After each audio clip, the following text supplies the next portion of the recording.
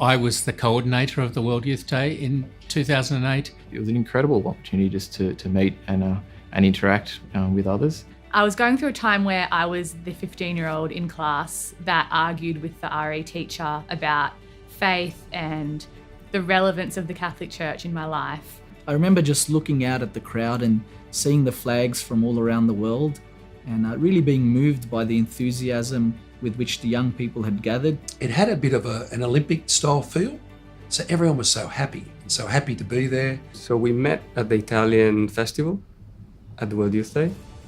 After the festival, my brother called me up and introduced me to them, to Elisa and her sister. The Cardinal announced that I would be leading the bid and ultimately be coordinating the World Youth Day if we got it in Sydney. And my friends tell me that my chin hit the table. I was so astonished. I went to World Youth Day out of curiosity, but also because I wanted to probably see what the big deal was about and laugh at people, call them names, maybe meet a boy that was thinking the same thing as me. And I heard that there'd be lots of protesters, so I thought, why don't I go and see what they say and help fuel my anti-church feelings? And my experience surprised me. We followed the Pope everywhere, and that was an incredible experience. I wasn't expecting that, but I got the opportunity to be close to the Holy Father when he arrived in Sydney. The joyous nature of the event had an impression on everyone. Police will do their job no matter what the faith, whatever the issue, whatever the event is. They have to be totally professional and do their job. But certainly, I think they brought back that joyous nature of the event and that happiness, and they certainly enjoyed going to work and policing this event. I did the pilgrimage with the cross and the icon, and I met a lot of Dominican sisters, and I always had in myself the desire to become a missionary nun. And because I had received so much from God, I had so many gifts, I thought vocation, like joining, becoming a sister was the only way of giving back. So it was during World Youth that I realized that marriage was a vocation. So when I met him, I was like really in the time where I feel a lot of young people are. We had something of a fire at Barangaroo on the day of the Stations of the Cross, and the generators that were powering the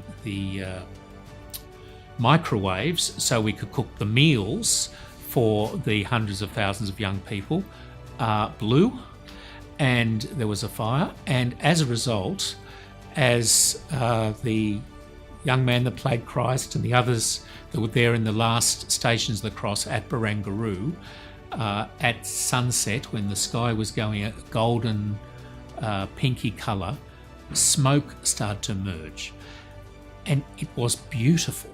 And the photographers commented on this spectacular special effects that we had organised, and people said, no, the spookiness of what happened as we know, at the crucifixion, that there was an earthquake, there was an eclipse, it was very, somehow we'd managed to recreate that.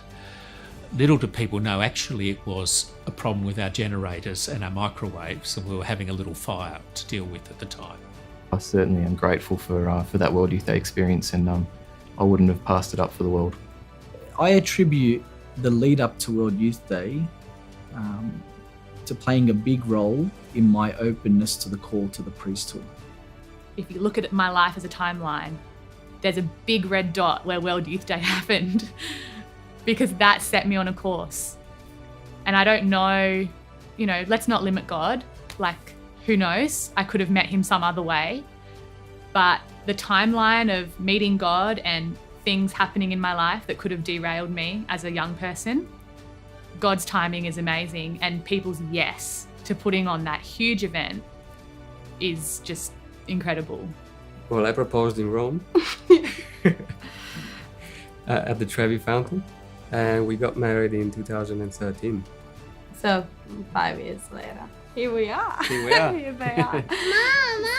Claire and Isabel. We haven't seen an event like it. We probably won't Do you know what I mean? So for the amount of people, it was amazingly successful. Would I do it again if had my time over? I absolutely would. This was the biggest and best thing I've done in my life.